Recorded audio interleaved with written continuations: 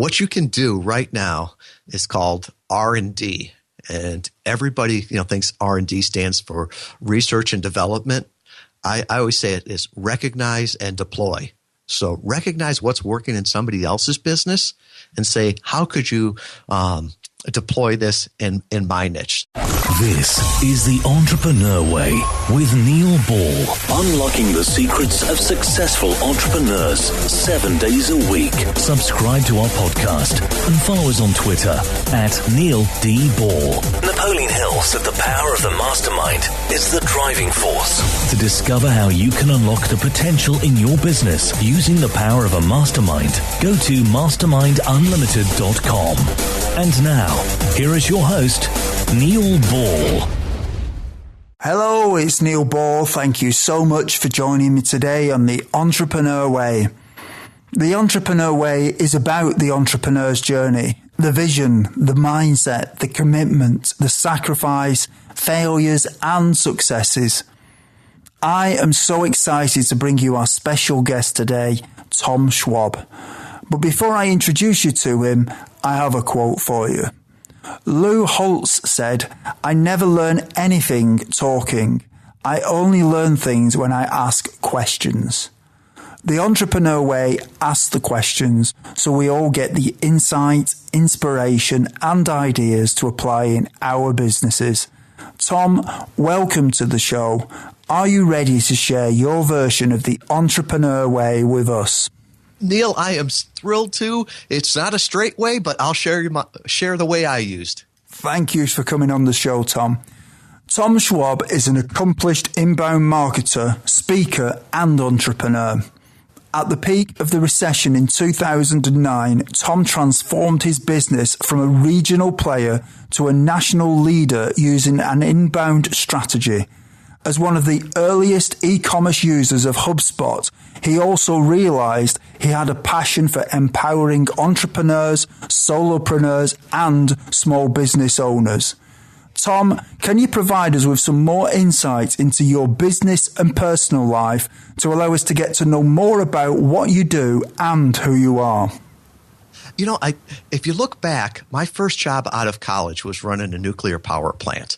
I've run nuclear power plants and I've run a small business. And I always say one of them was easy because it came with a manual.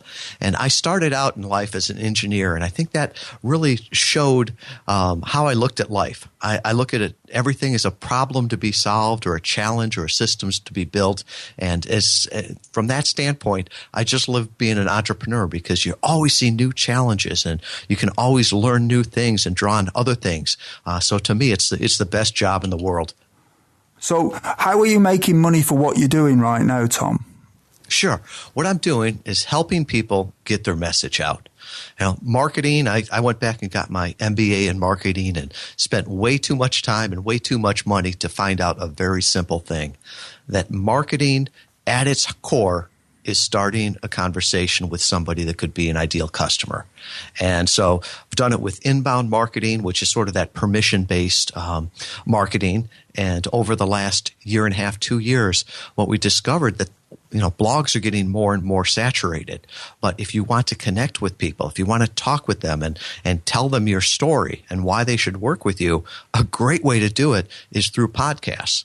And anybody that says doing a podcast is easy has either never done one or never done it well.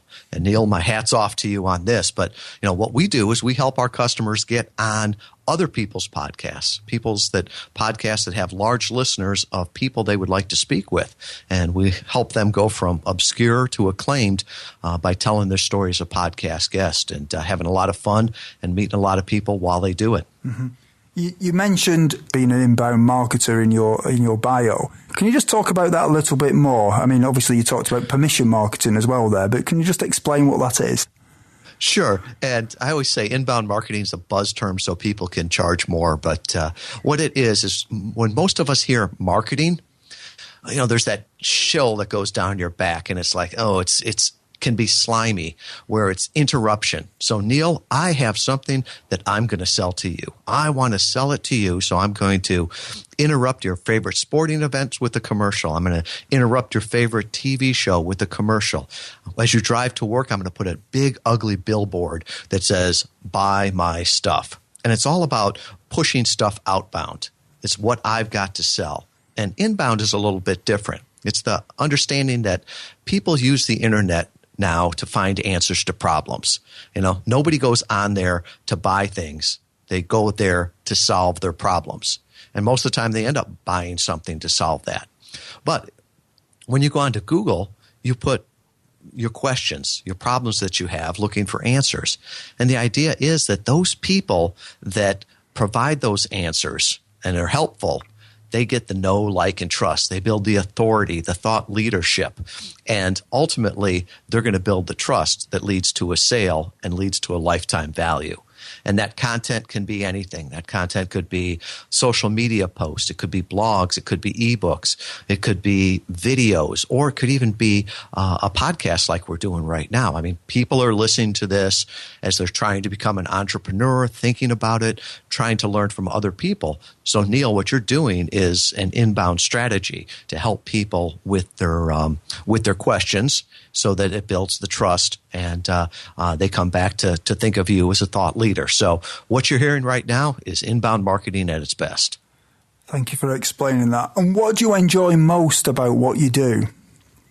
I love podcasting and talking with podcasters and guests. Inc. magazine called podcasting the new networking. Think about it. All the people that you get to meet from this, it's just amazing. We used to talk about the 6 degrees of separation. Well, to me, that's like Y2K. That is so long ago. Now you can connect with people anywhere. And, Neil's in the UK, I'm here in the States, and we're able to talk. I'm in Kalamazoo, Michigan. It doesn't matter the time difference, the distance. And, one of these days our paths will cross. We'll see each other at a conference or something like that, and we'll already consider ourselves friends before we've even meet each other in person. So that's what I love about podcasting and dealing with guests and hosts is just all the friends you make from it. Yeah. Yeah. You talked about the 6 degrees of separation there, which is obviously something that a lot of people have talked about in the past. But my experience of that, looking at my LinkedIn account, is that I'm about within 2 to 3 degrees of separation of virtually anybody who's on LinkedIn. It's amazing. And you probably found the same. So I think that's reduced with social media, hasn't it? Oh, it has. And I mean, before we even started to record here, you asked about one of my friends and that had been on your show before. Yeah. And so it's just that connection. And in a half-hour interview, you really get to know somebody. And even people that are listening to you on a podcast, they get to know you. We've worked with people that have been on television. And what they say is that when they're on TV, like on news reports or commentating, they might get 2 to 3 minutes to talk. And people get a soundbite here or soundbite there. But boy, when you're on a podcast, it's 30 to 45 minutes for somebody to get to know you. They get to interact with you. And, if they relate to you, it's great. You can take it to the next step. But if not, that's fine. They just move on. So it's just a wonderful medium, even more so than video, because I think it's the only thing that we can do without our hands or our eyes. So you can be running or your customers can be running as you're talking to them. They can be making dinner, so many different things. Yeah, or driving, or the huge amounts of things, isn't it? So what is it that drives you, Tom? To me, it's a level of service that I just see that there's so many people that I could help and I could serve. My dad passed away when he was young, 62. And I always say that I'm going to still live to 100. But I think deep in my heart, I realize that, I'm 50 right now. And I want to make an impact as much as I can. So every day that drives me. Somebody once told me that if you're coasting, that means you're going downhill. And so I still want to take that entrepreneur's way and keep battling up that hill because I know the view is better from up there, and I get to meet a whole lot of neat people along the way. It's less crowded as well. True. Better air. How do you relax when you're not working in your business? I think this is the toughest question you ask people, Neil, because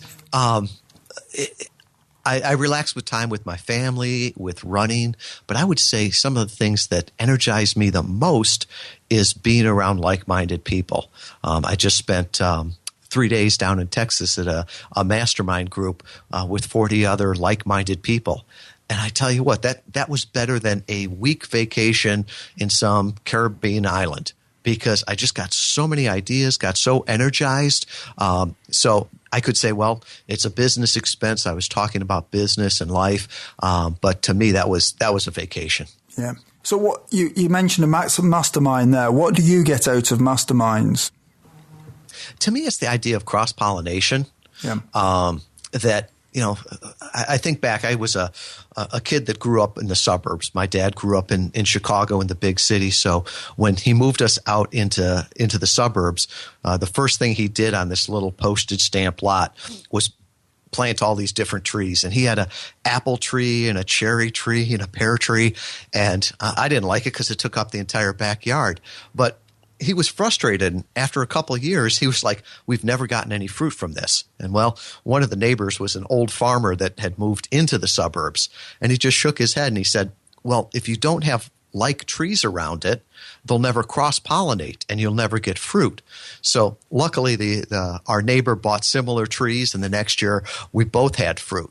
But I think that's a great metaphor for our own lives too, that if you want fruit out of your life, out of your business, out of your relationships, you need to intentionally expose yourself to new ideas. So that's what I get in a mastermind, is that it's like-minded people, but they come from different places, different ages. They just see things at different ways. And, they see things that I don't. We share ideas. And to me, that's the big part of it. So I get that. And while I say it's a business mastermind, it's helped me throughout everything, business, personal life, spiritual life. I highly, highly recommend. It's one of the best things I've ever done. What a great metaphor to describe what a mastermind is. I love that. Do you have any entrepreneurial role models? I think we all look to big entrepreneurial role models. It's the Bill Gates and the Elon Musks and all of those. And I have a problem with those from the standpoint. I always look at them and they're 100, maybe 1,000 steps ahead of me, and you just sort of see what the media tells.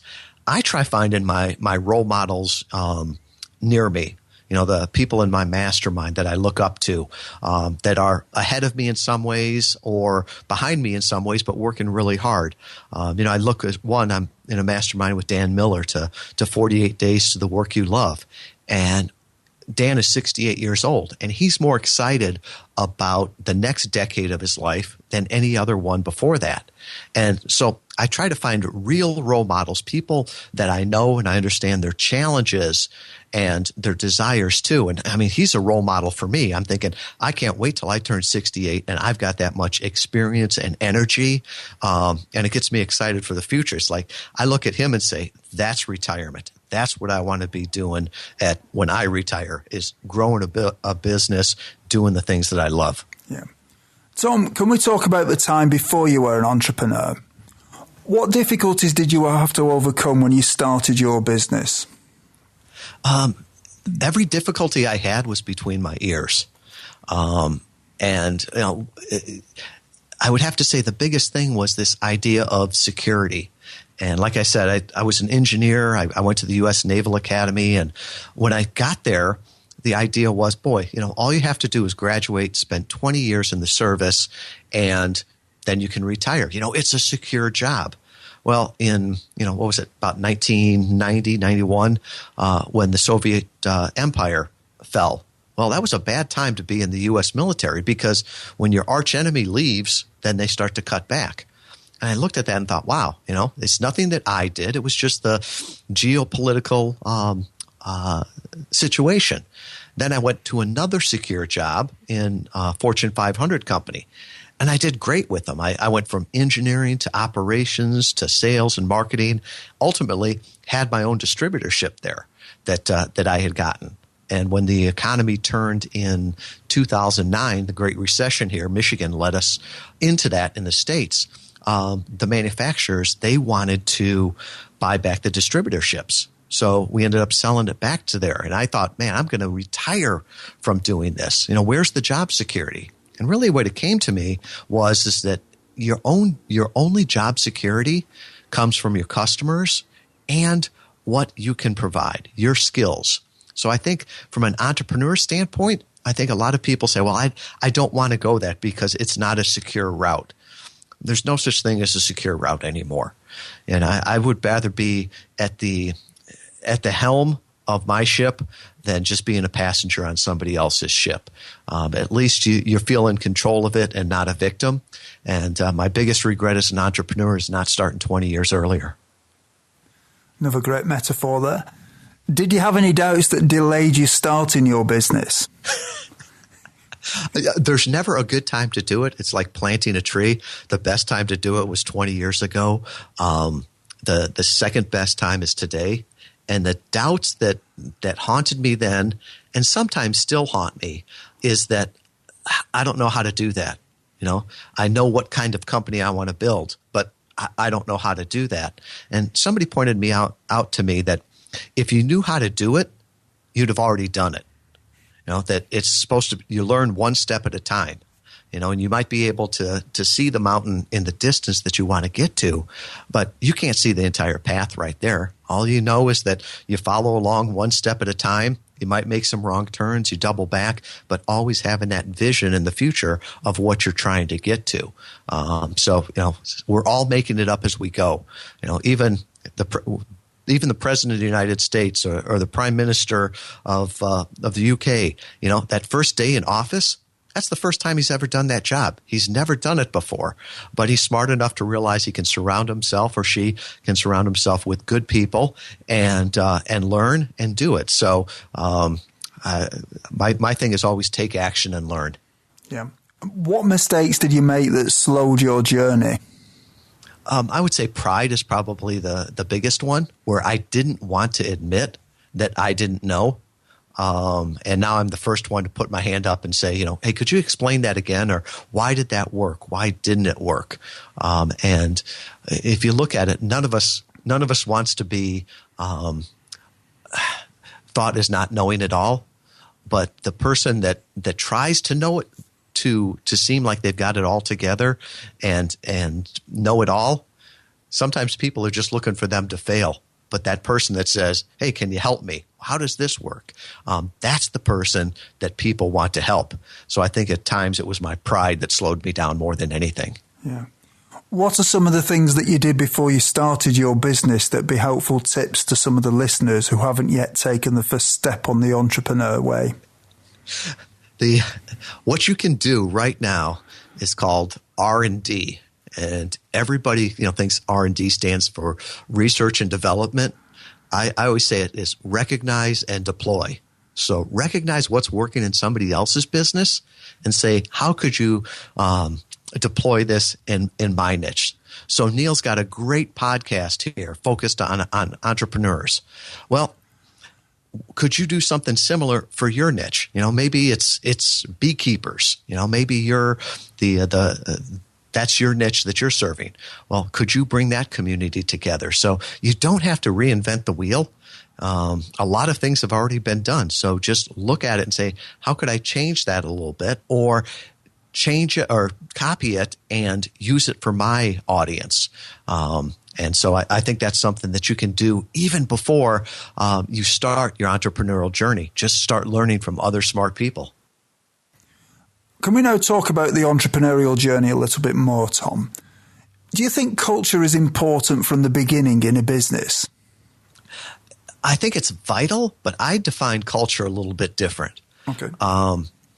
Some people will say, what's the culture of this company is they've got pinball machines and an entertainment center and Xbox and everything at their office. Well, I think that's sort of an outlier of culture. I think in any business, people won't follow the leader unless they know what the leader follows. So I think culture really goes down to the leader and setting that and saying what's important to you as a leader and showing that through that. So do we value the stockholders? Do we value the customers? Do we value innovation? Do we accept excuses? Are we trying to be mediocre or do we want to excel? And, when people say, well, you just do this and culture takes care of itself, I don't see that happening. As an engineer, there's a second law of thermodynamics, which is entropy always increases. Now, the explanation to that for most people is that if you think things are messed up today, just wait till tomorrow. That's what entropy means. So with that, I think you've got to be very specific in your culture, that the leader has to be very clear. This is who I am. This is who I follow. This is what I see of where we're going. And then people can either follow along with that. And if they don't like that vision, well, they're free to move to another organization. But I think if you just leave it to chance, everybody will go their own way and make their own culture. And ultimately, as an entrepreneur, it's your business. It's your way. You're the captain of the ship. You're setting the course. If people don't want to stay on the boat, that's fine. But it's very dangerous if all of a sudden everybody decides which directions they want to go, because you will not get to where you want to go doing that. Mm-hmm. I don't think it's a thing that a lot of business owners have a grasp of this, is it? But I think a lot of people who run businesses don't really think about this and actually put something in place to make that happen. Would you agree with that? Oh, I totally agree with it. And I would almost tell people that you'll mess it up on your first one or two businesses. You'll build a company that you don't want to be a part of. And I've seen that, and I've done it. And where all of a sudden the culture gets away from you and you're like, how did this happen? Well, you let it happen. And trying to get that back is so, so tough. It's almost like with kids. You can't be easy on them and let everything go, until they're 10 years old and then crack down. It's like, no, you've set the rules. You've set how we play this game, and you can't just change them. So make sure that you know what the rules are. And I've seen a lot of entrepreneurs and friends that have gotten their companies to a certain point, and they don't want to grow it because they don't want to grow their problems. Or they get it to a certain point and say, I don't like coming into work anymore. And they'll sell the business. And really it was a culture thing that got away from them. And I think that's so fundamental, not only to the business, but the kind of clients that you get, to the type of business that grows there. And I'm not saying that one culture is good and the other culture is bad, but you can't have all of them, and it should be the leader that decides what the culture is. Knowing what you know now, is there anything that if you'd known it when you started out would have helped you to shortcut the learning curve? Very much so. I would have asked a lot more things and gotten more people's input. One of the analogies that I use is as an engineer at heart, I find that my mindset is I want to go into the garage and I'm going to build this car. And when it's perfect, then I'll bring it out to show the world. Well, the problem is that it's never perfect, and I don't know how to do everything. And what I'm trying to do now is I'm going to build it in the front yard. I'm going to let everybody see it. I'm going to let people come by and, they'll either make fun of it or they'll say, hey, you could do this. And what I'm finding is that as I do that, as I'm open with it, I've got people that come by and say, hey, can I help you on this? Or, hey, have you ever thought about this? And the car that I end up building in the front yard is better than I ever could have dreamed of building it by myself. It happens so much faster. It's more fun to do because you've got other people around there. So if I would have done that, 10, 20 years ago, I'm sure my companies would have been more successful. They would have been faster. And I also would have had a lot more fun in it too. Mm-hmm. So as an engineer at heart, how does gut feeling influence your decisions in your business? Well, sometimes it's a good gut feeling. Sometimes it's just indigestion. And, we all, and even as an engineer, I'll tell you that I think most people look at the data to support their gut feeling. There's the old line, figures never lie, but liars often figure. And, most of the time we rationalize things and we come to a decision and then we look for the data to support it. So I always try to sort of have the view of I really want to look at the data, but I also go to other people. And that's, once again, going to the mastermind. The Bible says there's wisdom in the multitudes of many. And there have been so many times where I've gone to my mastermind or trusted friends, and I've got this business idea. I've got the, my gut feelings telling me that, and I've pulled all the data to support it. The other data that doesn't support it, I never show them that, but because I never look at it. But then I go to them, and they just scratch their head and going, "That is a crazy idea. Why you forgot about this, this, and this." And I think that my mastermind and friends have helped me from launching some very stupid ideas too. So I never just go from my gut feeling. I'll take that, look for the data, and then and validate it through trusted friends. Mm-hmm. Have you changed in your approach to that? Would you say over very the years? much? Oh, very much so. And once again, I think that's sort of the pride thing of I know what I'm doing. I can make this work. And it's that same ego and confidence that allows us to be entrepreneurs and risk takers and go out there that sometimes can get in the way. And so by stepping back, and big companies almost have the advantage. If you're the CEO of a major company and you've got a great idea, well, you've got to go through the board of directors first. And a good board of directors will not rubber stamp something. They'll ask you questions. They'll make you prove it. And it's a great way. But as a small business, we don't have that. And one of the things that I do with all my businesses now is I'll come up with, I call it an advisory panel. And it might have a couple people in the industry. It might have a couple of our suppliers or distributors. It might have some of our customers. And to bring those together and say, this is where I'm looking to go. What are your thoughts on it? And it's just amazing that from that advisory panel of people that care for you, know your business, or at least some part of it, the feedback you can get. And it's a great way for even a small entrepreneur. If you've got very, very little in sales, you can get some friends together as an advisory panel and, have a little Skype call once a quarter, or, meet them down at the local pub and, hey, I've got an idea to bounce off of you. And if they're good friends, they won't just, shake their heads and nod as they're drinking the beer you just bought them. They'll challenge you on it, and it'll make you better. What advice would you give to other business owners who may be struggling? You're not alone.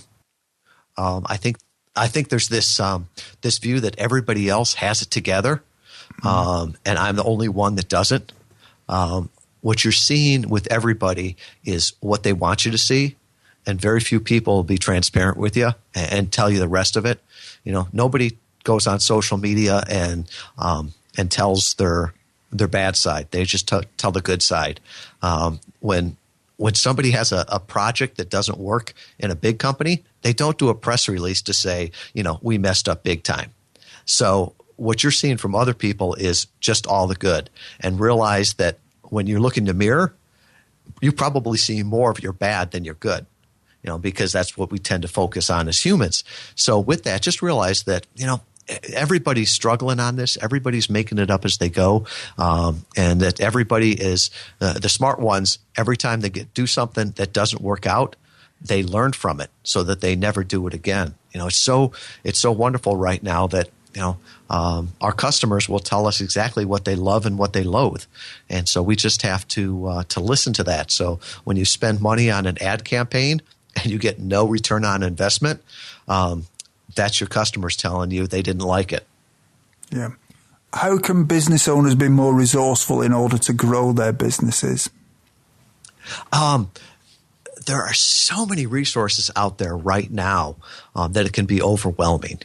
And I think one of the struggles that I've seen a lot of people have is they focus too much on the tactics and the tools and not as much on the strategy. And so they'll jump from one thing to another. They'll read something about, Facebook marketing, that's hot. So I need to do that for a while. And then they'll see something else that says, Instagram, that's hot. I'll do that. And if I only had this tool, then my business would be okay. And, tactics never win wars. It's the strategy that does. And every tactic that you try has an expiration date on it. So just remember that that thing that's working today that is so great. I mean, podcast interviews work wonderful today, but in 10 years, they could be like radio or television where it's pay to play. And so I always warn people, when somebody tells you that this great tactic worked for them, just make sure it's not like they're telling you what the shortest line at the checkout counter was yesterday, because it won't help you. So I think don't chase the tactics and the tools. Try to figure out your strategy first, what you're trying to do, and then see if those support it and you can use them. Mm-hmm. And then you need to sort of become a master of it, don't you, really? I think that's the thing. A bit of mastery rather than jumping around. Exactly. And the thing is that you don't need to do all of them, and you shouldn't do all of them. The people that say that they're on every social media, they're probably not doing any of them good. And the thing is if your clients or your potential customers aren't on that social media, you've got no business being on there. I think back to a few years ago, my daughter was in grade school, and she came to me and she said, "Dad, you need to be on Instagram." And I'm like, "Well, why?" And she says, "Because everybody's on Instagram." And this was quite a few years ago. And I asked, "Well, who do you mean by everybody?" And she said, "Me and all my friends." And in her world, 11, 12-year-old girls, everybody was on Instagram. Well, it would have been a total waste at that time because none of my customers were on Instagram. It would have been a little bit creepy for me to be on Instagram. But yet there was a lot of companies out there saying, "Oh, this is the newest up and coming thing. We're going to get into this too." Not even thinking through, does that tool and that tactic support their strategy? Tom, life is made of constant change, whether we like it or not. In fact, you alluded to it earlier. In fact, and many people say the only constant in life is change. How do you try to keep up with change? Well, I think you need to embrace it, because if you want to go ahead of other people, you've got to keep changing with the change. And I try to do it through people I talk to. I'm more of an auditory learner and a visual learner than reading. So going to conferences is a great way to do it. I love podcasts and conferences, because it's amazing. You can, if you want to know what Seth Godin has in his next book coming out, listen to some of the things that he's talking about right now on interviews, because he's thinking it through in his mind right now. And in 2 years, you'll probably see it in print. So by listening to people and seeing what's out there is a great way to do it. And once again, it's almost like we talked about cross-pollinating, exposing yourself to new ideas and realizing that not everything that is in your industry is what you need to know. So trying to intentionally cross-pollinate yourself to new ideas. What is your favorite book on entrepreneurialism, business, personal development, leadership, or motivation? And can you tell us why you have chosen it? This one, it's called Thou Shalt Prosper by Rabbi Daniel Lapin.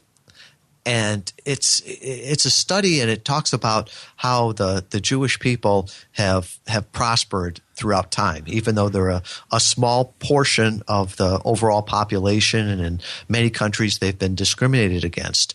And I'm not Jewish myself, but I've learned a lot from it, just from the standpoint of how they look at money, how they look at character, how they look at business. And I think that mindset, getting that right, was a great way, and it enlightened a lot of things that had been holding me back from my mindset. So Rabbi Lapin always says, everybody needs a rabbi, and I highly recommend that book. Thank you. Everyone, when you have a busy life, listening to audiobooks is a great way to expand your knowledge in the time when you may be doing other things, such as driving or when you are at the gym. We have a special offer for you of a free audiobook of your choosing To choose your free audiobook, go to www.freeaudiobookoffer.com. As long as you've not already signed up, then you will qualify. Tom, what I'd like to do with you now is speculate about the future a little bit. What one thing would you do with your business if you knew that you could not fail? I would say, doubling down on everything. And right now, I always test things as we go along, and that helps me know that I'm not going to fail.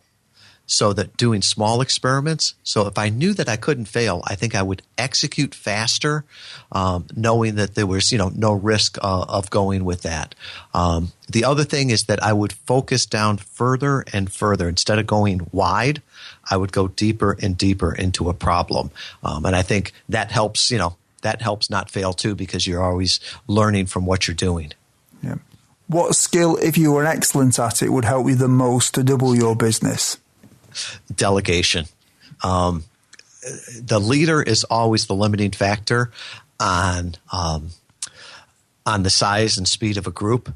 And, I can delegate on the size business I have right now, but I look at somebody like Sir Richard Branson, and I can't imagine how he could run a business that big. Or, Jack Welch when he was running GE. That's just blows my mind, how many emails they must get, how much different projects on that. And so I think one of the big differences is they know how to delegate, they know how to empower people, and I just realized that that's probably the thing that's holding me back most in growing my business, either from the size and or the speed. In 5 years from now, if a well-known business publication was publishing an article on your business after talking to your customers and suppliers, what would you like it to say? I'd like it to focus on the people that I helped. I'm not in this for the glory. My motivation is not to be known. I don't want my name on buildings. But what I get the most satisfaction from is when people recognize me through the clients that I've worked with.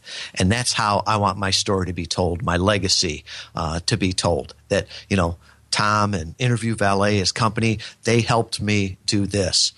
We were at a mastermind this weekend, and somebody gave the compliment to me, and he says, if it wasn't for you, I wouldn't have heard him on a podcast. And, and this person, it's a mutual friend of ours, Aaron Walker, has made such an impact on this gentleman's life. So that's how I would want the story to be written.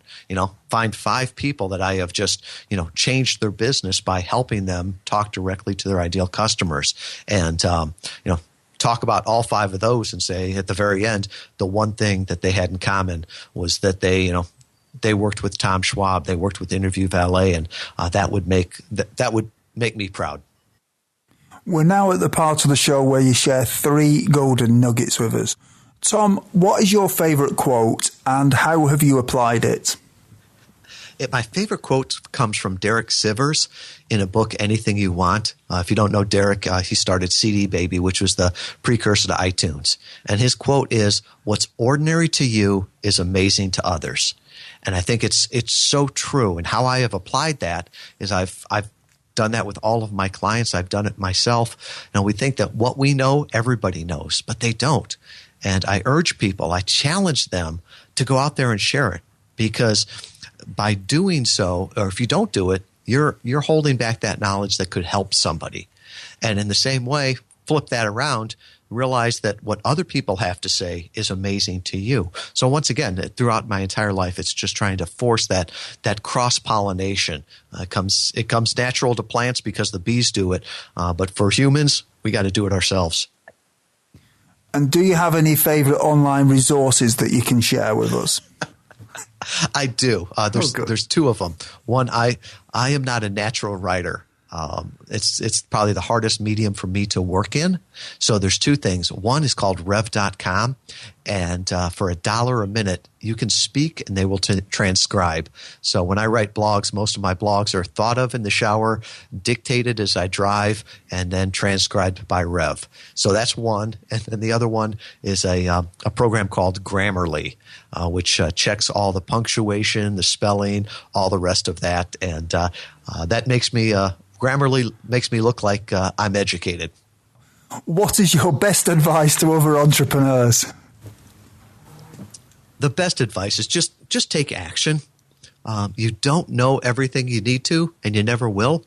But the fastest way to learn is to get in there and start doing it. There are people out there that want to help you. There's resources out there.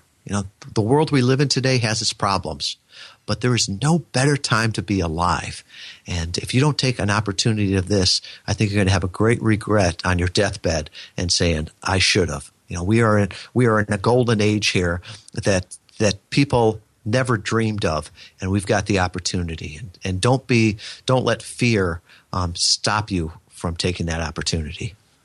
Everyone, if you didn't manage to get a note of Tom's favourite resource or his favourite book, you can find the links on Tom's show notes page. Just go to theentrepreneurway.com and search for Tom or Tom Schwab in the search box. Tom, is there anything else that you'd like to add about your business? Neil, I so much enjoy being on here, and if there's anybody that I can help or, wants to learn more about what I do, how I help people, market their business by being a podcast guest, you can go to LinkedIn. I'm the only Tom Schwab in all of Kalamazoo. You connect with me there, or you can go to our company, which is interviewvalet.com. We've made a special page just for the listeners here. So if you go to interviewvalet.com/the way. You'll hear all the resources that we have available there. There's a checklist of 6 secrets to getting booked on a podcast. There's a free hour or half-hour training there, a video training if you want to see how it is done, or if you want to work with us, we'd love to talk to you about that also. Thank you, Tom. Tom, it's been an absolute honour having you on the show. You really have provided us with some useful insight into the entrepreneur way, and you've inspired us all. So thank you so much for coming on the show.